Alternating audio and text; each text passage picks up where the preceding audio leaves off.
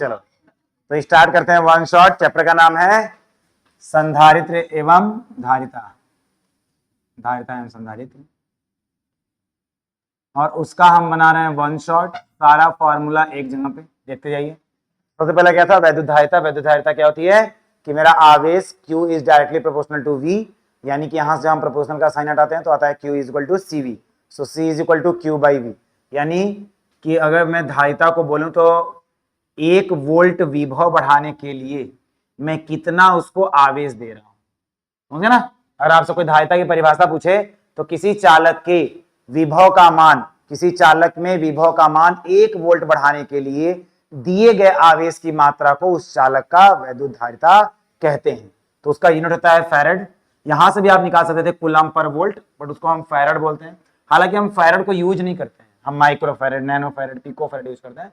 तो इसका डायमेंशन निकालने के लिए क्या करना पड़ेगा, तो डायमेंशन निकालने के लिए Q डिवाइड बाई V है। V को लिख सकते हैं W बाई Q, Q चला गया ऊपर, सो Q स्क्वायर बाई W, तो वहां से हम इसका डायमेंशन निकाल सकते हैं। ठीक है, Q का पता है 80, W का पता है ml2 T-2। फिर किसी विलगित गोलीय चालक है, विलगित मतलब होता है आइसोलेटेड, किसी से जुड़ा नहीं, तो जुड़ा नहीं है तो C का वैल्यू होता है Q बाई V, और V को लिख सकते हैं 1/4 pi epsilon not Q by R। Q से Q चला गया, आ गया ऊपर, तो 1/4 पाई एप्सिलॉन नॉट होता था 9 × 10⁹, तो 4 पाई एप्सिलॉन नॉट हो जाएगा 1/9 × 10⁹ R। तो यहां से आप निकाल सकते हैं C का वैल्यू। नेक्स्ट, किसी आवेशित चालक की स्थिति ऊर्जा, सेम वही धारिता वाला सूत्र रहेगा। यहां पे क्या लग जाएगा, बताइए बताइए। U बराबर U is equal to half CV square. बढ़िया। और तो सबसे पहले आता है हाफ QV या हाफ CV स्क्वायर या Q स्क्वायर बाई 2C। तो इस तरह से हमारा ये वाला पन्ना कंप्लीट हो गया। सारे बच्चों को इधर का पन्ना कंप्लीट है, याद है, याद आ रहा है सब। तो अभी क्वेश्चन लगाते समय आपको इन बातों का ध्यान देना है, ठीक है। नेक्स्ट, कहां पे ये U है, एनर्जी है भाई, ऊर्जा है, U है, ठीक है। नेक्स्ट, आगे बात कर रहा है कि अगर हम दो आवेशित चालकों को एक दूसरे से जोड़ दें तो जोड़ने से उनमें जो चार्जेस होते हैं उनका पुनर्वितरण हो जाता है। पुनर्वितरण तभी होगा जब एक के पास अधिक चार्ज हो, एक के पास कम चार्ज हो। अगर बराबर बराबर पोटेंशियल रहेगा तो नहीं होगा। तो एक हायर पोटेंशियल भी होना चाहिए, एक लोअर पोटेंशियल भी होना चाहिए। तो हम ये मान लेते हैं कि अगर किसी के पास आवेश अधिक है तो उसका पोटेंशियल अधिक होता है, क्योंकि अभी बात किया Q is directly proportional to V। और अगर किसी के पास आवेश कम है तो उसके पास कम पोटेंशियल होता है। तो इस तरह से आप इस टॉपिक को जाके पढ़ेंगे डिटेल में तो वहां से आपको कॉमन पोटेंशियल मिलता है।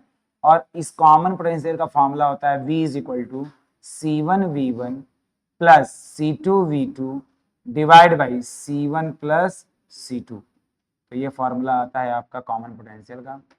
और कॉमन पोटेंशियल को यूज करके हम लोग और क्या क्या बता सकते हैं, उसका 3 चीज बता सकते हैं। देखो ये मैंने एक डब्बे में पूरा ले लिया है क्योंकि ये सब कंबाइंड टॉपिक है। तो स्थानांतरित आवेश क्या हो जाएगा, Q ट्रांसफर। तो Q ट्रांसफर कितना होगा, मतलब समझे क्या बोल रहा हूं मैं, कि जिसके पास ज्यादा आवेश है उसके पास से कितना आवेश गया कि वो बराबर हो गया।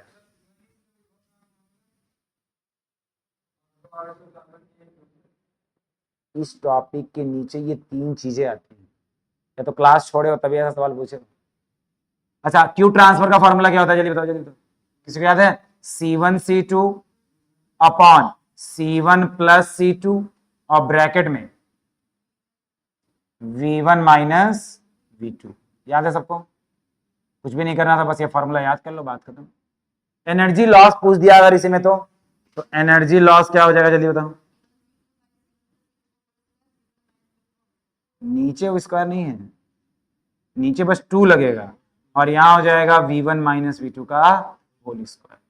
तो डन, ये पूरा कंबाइंड टॉपिक है भाई। सुनो, ये मेन हेडिंग थी, इसके बेस पे 3 चीजों पे क्वेश्चन आता है, या तो कॉमन पोटेंशियल पूछेगा, या तो स्थानांतरित आवेश पूछेगा, या तो ऊर्जा हानि पूछेगा। तो ये 3 फॉर्मूले आपको याद रखना।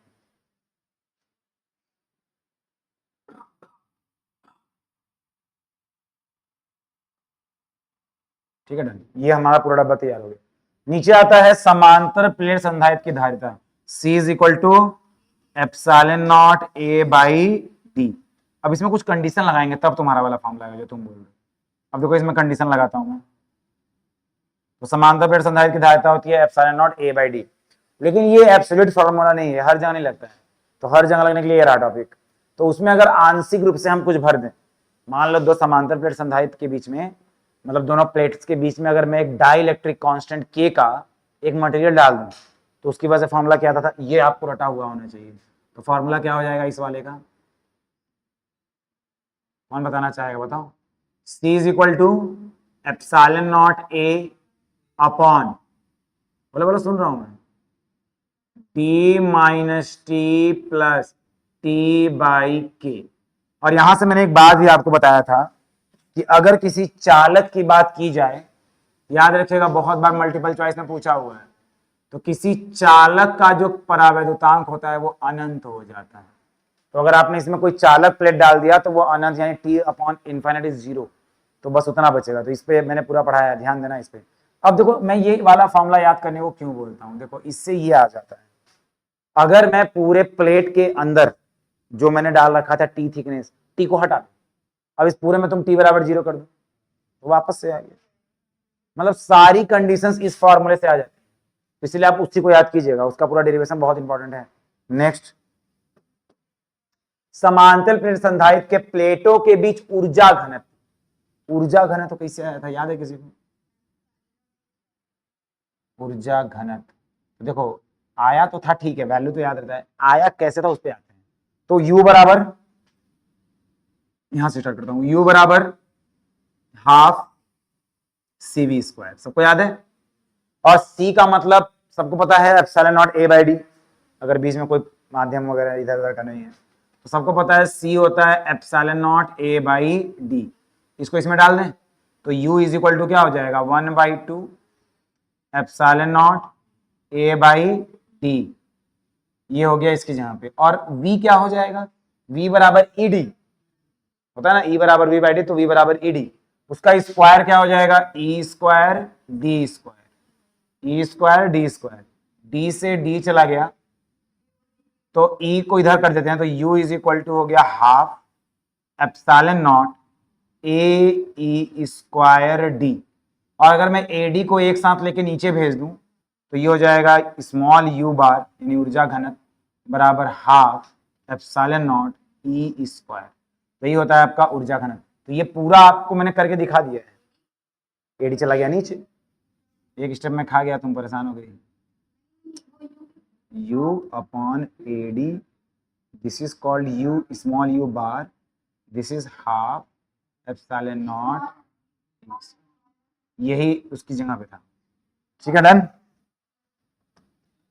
अगर आपने ये क्लास किया होगा तो मेरी बात समझ में आ रही होगी। वन शॉट उस बच्चे के लिए होता है जिसने पूरा क्लास अटेंड किया, अदरवाइज कुछ नहीं समझ में आता।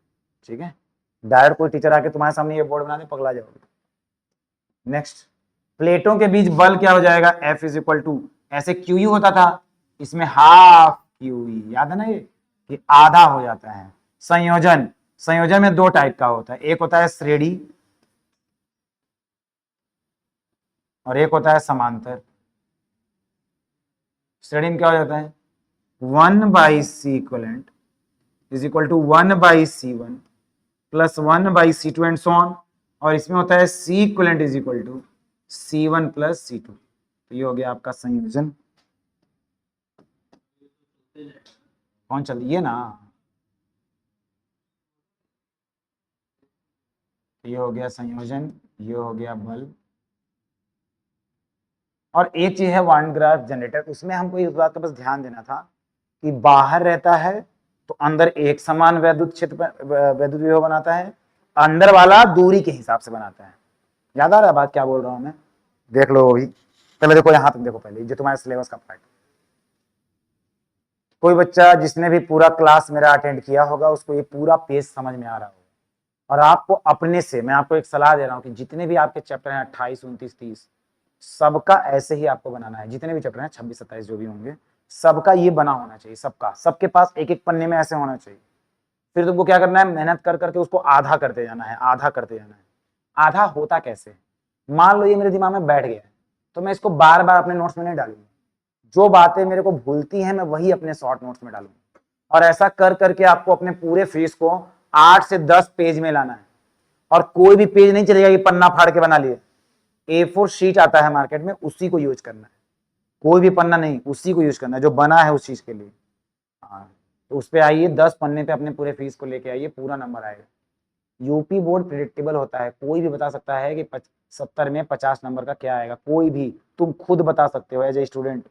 बस तुमको 10 साल का पेपर ढंग से लगाना है। जिस दिन मेरा प्रीवियस ईयर स्टार्ट होगा उसके पहले सबके पास ऐसे हर चैप्टर का होना चाहिए, बस यही तुम्हारा टारगेट होना चाहिए। ठीक है, चलो हम स्टार्ट करते हैं, कुछ क्वेश्चंस की प्रैक्टिस करते हैं।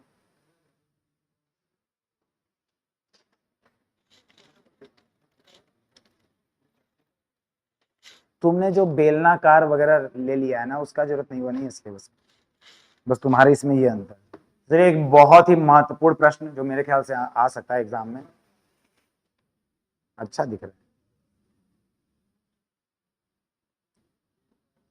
ये सब बिना देखे बनाना होता है, ठीक ना। जैसे ये जो येलो पार्ट है इसके अंदर, वो मैंने देख के बनाया है, ठीक है, वो ही बिना देखे बनाना है। सीबीएसई बोर्ड का तो याद रहता है, इसका भूल जाता हूँ तुम लोगों का, छूट गया ना 1 साल 2 साल, सबको प्रिविजन चाहिए, समझ रहे हो। चलिए आगे, बात करते करते नहीं लिखना है, रिकॉल करते करते लिखना है। जैसे जब आप इसको लिख रहे हो तो आपको याद करना है क्या पढ़ा था आपने। हर मेथड ही गलत है, लिखना गलत है, पढ़ना गलत है, उठना बैठना चलना,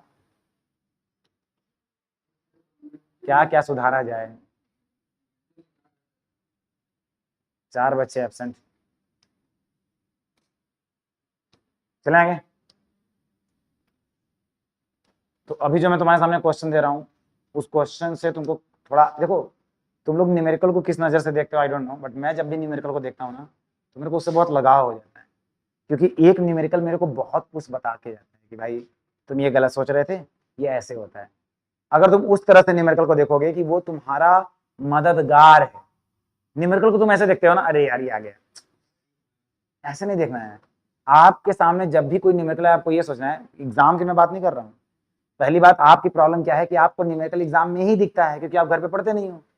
जब तक घर पे बैठ के न्यूमेरिकल नहीं लगाएंगे, आपको घर पे न्यूमेरिकल दिखेगा नहीं। तो स्टेप नंबर 1, पहले तो घर पे न्यूमेरिकल से मुलाकात करो।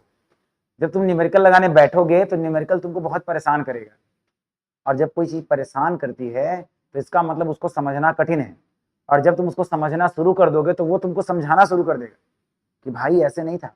जैसे एग्जाम्पल से मैं दिखाता हूँ, जो मैं बोल रहा हूँ उन बातों को समझो। चले अगले पन्ने पे।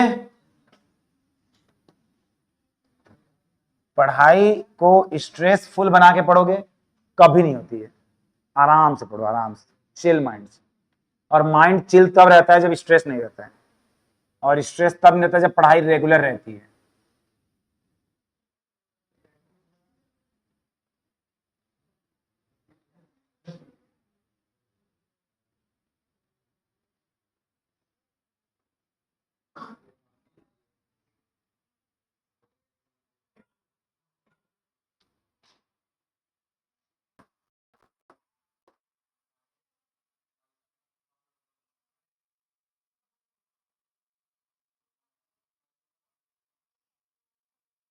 बैटरी लगा इस तरह से लिखा हुआ है, अरे ऐसे ऐसे ना देखे, ऐसे ना देखे, ऐसे दे दिए। मोबाइल नहीं चला भाई, कौन पासवर्ड मांग रहा है।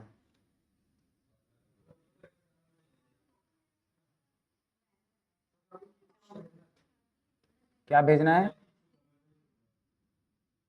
अभी तुम पढ़ने पे ध्यान दो, छोड़ो सब। तो आपके सामने ये 4 संधारित्र हैं और एक बैटरी से जुड़ा है। आपसे पूछा गया है पहला,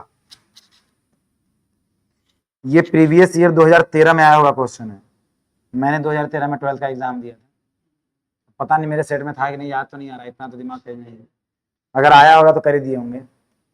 संयोजन की तुल्य धारिता,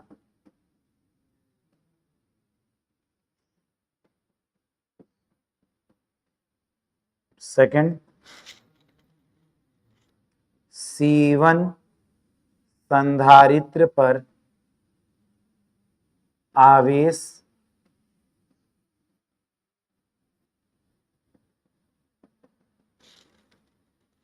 संयोजन की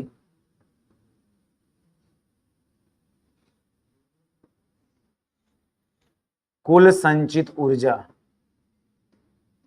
कुल संचित ऊर्जा। आगे करते हैं। पहले का जवाब गलत, गलत। पहला तुम कर दो हम मान जाएंगे। किसका रहा है ऐसा? दिखाओ कैसे करो। हाँ करो, करके दिखाओ। स्कूल में अपने से कि स्कूल का टीचर कराता था? हाँ तब तभी वही तो हमको आश्चर्य हुआ।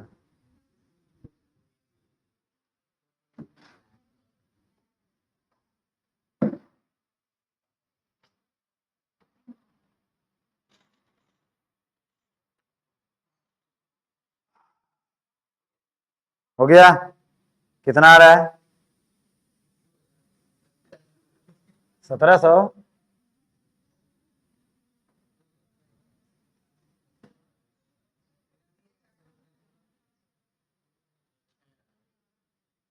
छह आ रहा है।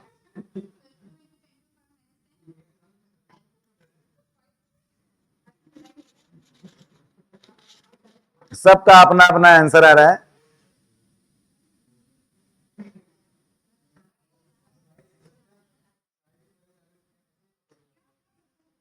सौ आ रहा है, कैसे आ रहा है वो भी तो दिखाओ।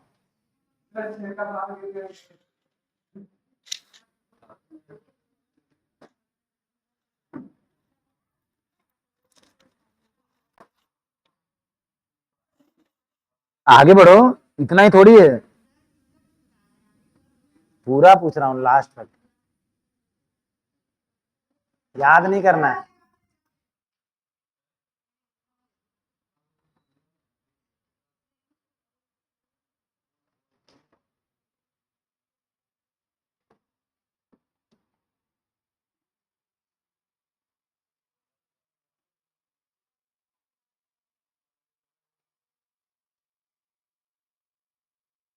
कुछ दिमाग लगाओ, स्टार्ट करो। तुम बस मेरे को 1 साल का जवाब दो, छोड़ो आंसर पे मत ध्यान दो, प्रोसेस पे ध्यान देते हैं, ठीक है? तुम मेरे को बताओ कौन किस क्रम में जुड़ा है, बस इतना बताओ। ये दोनों श्रेणी क्रम में। हाँ। मतलब वापस ये कहना चाह रही है कि ये दोनों श्रेणी में है, तो ये मिलके एक सिंगल बन जाएगा, फिर ये समांतर क्रम हो जाएगा। हाँ, तब कौन कौन? ठीक, ये श्रेणी क्रम में। तो आंसर क्यों नहीं आ रहा है? सही तो है। देखिए भाई, जिन बच्चों को श्रेणी और समांतर नहीं समझ में आता है तो उनको मैं समझा दूं कि सबसे पहला स्टेप होता है आवेश निकालिए। अब बताइए आवेश बैटरी के किस सिरे से निकलता है? धन सिरे से। तो धन सिरे से जब आवेश को निकालेंगे यहाँ पे Q को, तो Q यहाँ पे दो भागों में बढ़ जाएगा। तो एक यहाँ चला गया Q1, एक यहाँ चला गया Q2। एक्चुअल में ये करना नहीं होता एग्जाम में, आपको ये दिमाग में करना होता है। जो मैं ये दिखा रहा हूँ, कितना रहा है? 100 सही। जो मैं अभी करके दिखा रहा हूँ ये आपको ब्रेन दिमाग से करना है, ठीक है? अपने दिमाग में करना है, दिखाने की जरूरत नहीं है। अब ये चीज Q2 उधर गया, Q1 इधर गया, और वापस से ये दोनों आके यहाँ पे क्या करेंगे? मिल जाएंगे। मानते हो नहीं मानते हो? ये वापस से Q1 इधर आ गया और Q2 उधर से आ गया, और ये दोनों मिलके वापस से क्या बन जाएंगे? Q। वापस से इसके पास क्या पहुंच गया? Q। ऐसे तो किरचॉफ में भी कुछ सिखाए थे, वही तो है। तो भैया यहां से जो निकल रहा है, अगर वो बटा तो वो समांतर क्रम, और अगर एक होके गया तो श्रेणी क्रम। और अब मैं सबूत के साथ तुमको बता पा रहा हूं कि कौन श्रेणी में है, कौन समांतर में। मैंने ये बता दिया कि आवेश इन दोनों में बटा है तो समांतर क्रम, इन दोनों में सेम गया है तो श्रेणी क्रम, फिर सब मिलके इसमें सेम गया है तो श्रेणी क्रम। तो सॉल्व कैसे किया जाएगा? सबसे पहले एग्जाम में इसको लिखेंगे कैसे, लिखने का भी एक तरीका होता है। तो सबसे पहले आप क्या करेंगे कि आप इन दोनों को श्रेणी में मानेंगे, ठीक है? तो आप लिखेंगे कि सीधे लिख दो जाए 1/c इज इक्वल टू, इस इन दोनों को क्या लिख सकते हैं? 1/c2 plus 1/c3। लेकिन हम लोगों ने एक चीज सीखा था कि अगर दो चीजें हैं तो आप डायरेक्ट ऊपर गुणा करके नीचे जोड़ सकते हो, याद है ना? तो ऊपर गुणा कर दो, नीचे जोड़ दो, तो c का मान हो गया C2C3 upon C2 plus C3।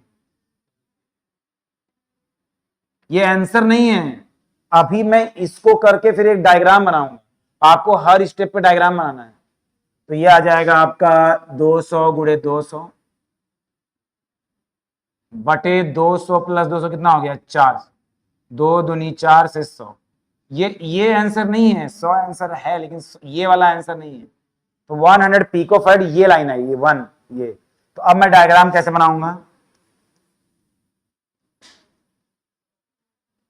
अगर आपने बोर्ड एग्जाम में डायग्राम नहीं बनाया तो नंबर कट जाएगा, चाहे भले आपका आंसर सही क्यों ना हो। अब डायग्राम ऐसे हो गया, पल्ले पड़ रहा है। अब जब ऐसे बन गया तो ये कितना है 100,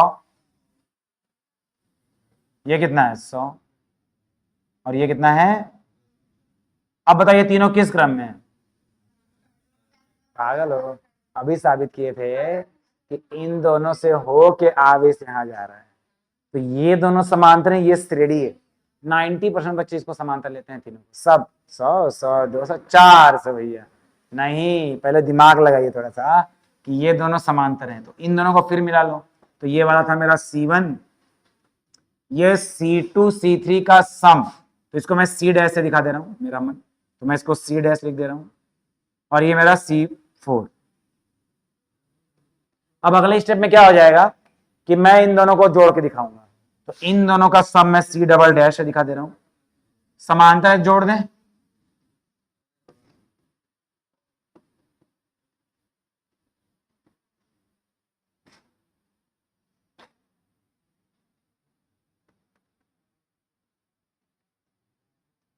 ठीक है। आगे आगे की लाइन देखिए। अब देखो चित्र क्या हो जाएगा इन दोनों के जुड़ने के बाद।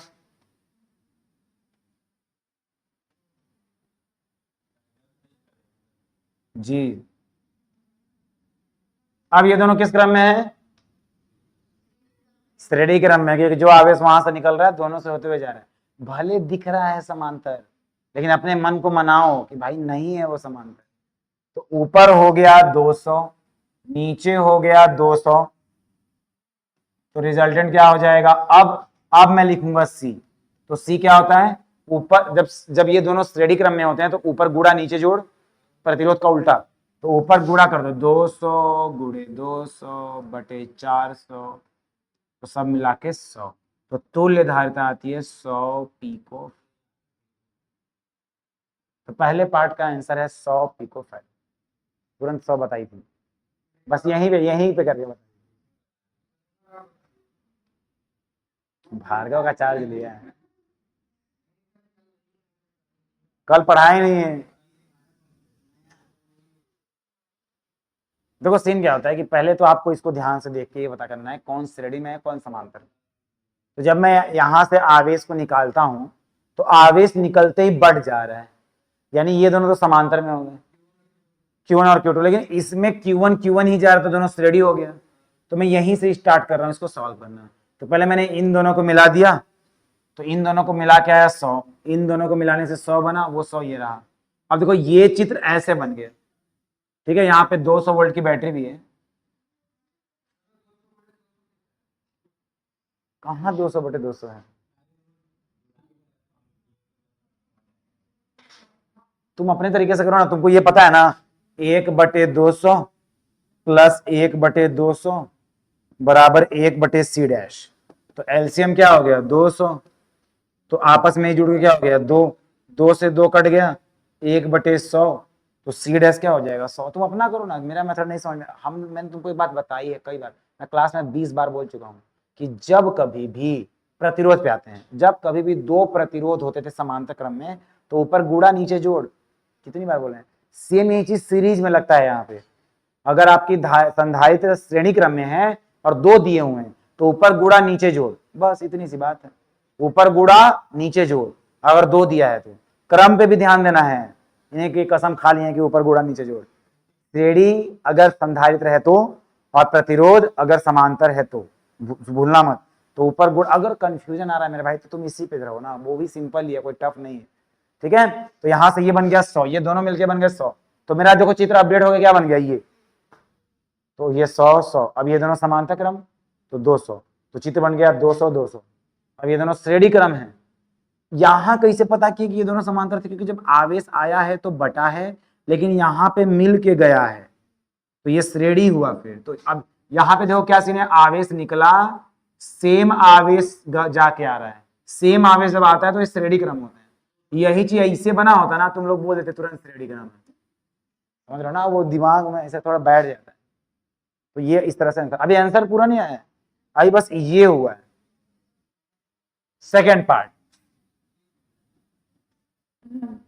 सेकेंड पार्ट, C1 संधारित्र पर आवेश, ये दमदार क्वेश्चन। तो मैं तुम लोगों को देता हूं मस्त ऑफर, मैं C1 पे नहीं, मैं सब पे निकालूंगा, ठीक है। ये क्या पूछेगा मेरे से, मैं बताऊंगा इसको।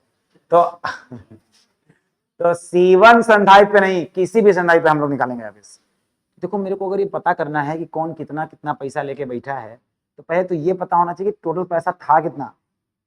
बंटवारा तो बाद में करेंगे ना, पहले संपूर्ण धन का तो पता चले कितना है। तो संपूर्ण धन कौन बताता है, Q बराबर CV। Q इज आवेश, टोटल आवेश जो बैटरी ने सप्लाई किया। C का मतलब पूरे परिपथ का तुल्य धारिता, और V मतलब जो सप्लाई वोल्टेज है। तो परिपथ की तुल्य धारिता कितनी है, 100 पिको फैराड, यानी 10⁻12। और वोल्टेज कितना है, कितना हो गया भाई, -8, इतना कूलम। देख लो भाई पूरा धन मिल गया, इतना पैसा था। अगर मेरे पास इतना पैसा था तो वो निकला होगा यहां से। अब तुमको इधर देखना, इधर सब लोग इधर देखना, इस मेन चित्र में। तो पूरा पैसा मेरे पास था इतना, मैं वहां पे दिखा रहा हूं। ये पैसा था मेरे पास 2 × 10⁻⁻8 कूलम। सौरभ दिमाग लगाना। तो दो रास्तों में बट रहा है। तुम पहले बैग कहीं एकदम सुरक्षित, नहीं तुम कहीं ऐसे जहां रख दो कि हिले ना। अब सुनो ध्यान से, इधर देखो इधर। अगर मेरे पास 2 × 10⁻8 कूलम आवेश है, पूरा आवेश इतना है, और वो दो रास्तों में बट रहा है, तो क्या मैं कह दूं कि आधा आधा हो जाएगा। सौरभ, आधा आधा कैसे हो जाएगा, डिपेंड करता है, ठीक ना, डिपेंड करता है। आधा तब होगा जब दोनों परिपथों की धारिता समान होगी, जो कि इस कंडीशन में है। दिखा दूं कहां है, देखो ये देखो। अब इस वाले चित्र को, तुमको सारे चित्रों का यूज करना पड़ता है आंसर देने के लिए। तुम इस चित्र को देखो, तो यहां से अगर आवेश निकला है 2 × 10⁻⁻8 कूलम, तो ये बराबर बराबर नहीं बटा है। अरे जो 100 100, अगर ये 100 100 नहीं रहता तो बंटवारा करना पड़ता। बंटवारे का तरीका क्या, सबको जोड़ दो और अपने अपने से भाग दो, तो हिस्सा पता चल जाता है। अभी मैं तब बनाता हूँ इस क्वेश्चन को। तो मान लो ऊपर वाले रास्ते में कितना जाएगा, इस रास्ते में कितना जाएगा, आधा आधा। तो 2 का आधा क्या होता है, 1। तो 1 × 10⁻⁻8 कूलम गया ऊपर, और 1 × 10⁻⁻8 कूलम गया इधर। अब ये दोनों वापस से यहाँ पे मिल गए, यहाँ पे क्या बना लेंगे वापस से, 2 × 10⁻⁻। मैंने बिना पेन उठा, मतलब पेन तो उठाए हैं, लेकिन वहां पे बिना कुछ लिखे मैंने आंसर यहीं पे दे दिए। अब तुमको जो पूछना है पूछो। C1, मैं C1 C2 C3 C4 सब बता रहा हूँ, देखते रहो। C1 पे कितना हो गया, 1 × 10⁻⁸ कूलम। इन दोनों में भी सेम सेम गया है, क्योंकि यहाँ भी इस पे हो गया 1 × 10⁻⁸ कूलम, 1 × 10⁻⁸ कूलम। लेकिन इस वाले पे कितना गया है, 2 × 10⁻⁸ कूलम। तो आपको एग्जाम में कैसे लिखना है, एक बार ये पूरा आ गया तो आप लिख दो, बस पूरा किए हो जो यहाँ पे लिख दो, C1 पर आवेश, ऐसे सब पे लिखते जाओ। तो मैं अभी बस C1 का लिख दे रहा हूँ। आपसे जितना पूछे एक्स्ट्रा भी आप बोर्ड में कर सकते हो, ऐसा बात नहीं है। अगर आपको लग रहा है कि मेरे को नॉलेज है, लेकिन जो भी आप एक्स्ट्रा करते हो अगर वो गलत हुआ तो टीचर बता रहे कहीं और गुस्सा निकालेगा, ये बात याद रखना। मतलब ओवर कॉन्फिडेंट में गलती मत करवा लेना एक्स्ट्रा। जिंदगी ठीक चल रही थी और हम उसे खराब कर लिए, नहीं होता है कुछ लोगों के साथ। चलिए आगे चलते हैं। नेक्स्ट, संयोजन की कुल संचित ऊर्जा क्या हो जाएगी। कुल संचित ऊर्जा is what, formula half CV²। तीसरा, U बराबर हाफ CV²। तो हाफ C कितना आया, तुल्य धारिता कितनी आई है, 100। तो 100 × 10⁻⁻, वोल्टेज कितना है, 2 दूना 400। 200 का स्क्वायर 400 होता है, 400। 2 दूनी 4 पे 4 जीरो। 200 का स्क्वायर कितना होता है, 4 पे 4 जीरो, 40,000। गुड गुड, तेज बच्चे हैं, मजा आता है पढ़ाने में। 2 × 10 के घाते 1 2, 3 4 5 6 -6 जूल। किसी बच्चों को कहीं दिक्कत आ रही है? सिंपल था ना क्वेश्चन।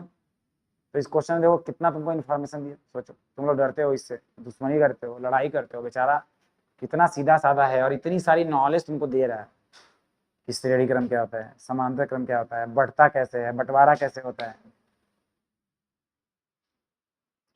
समझ में आया? चलो एक और क्वेश्चन करते हैं इसी टाइप का। हाँ बोलिए।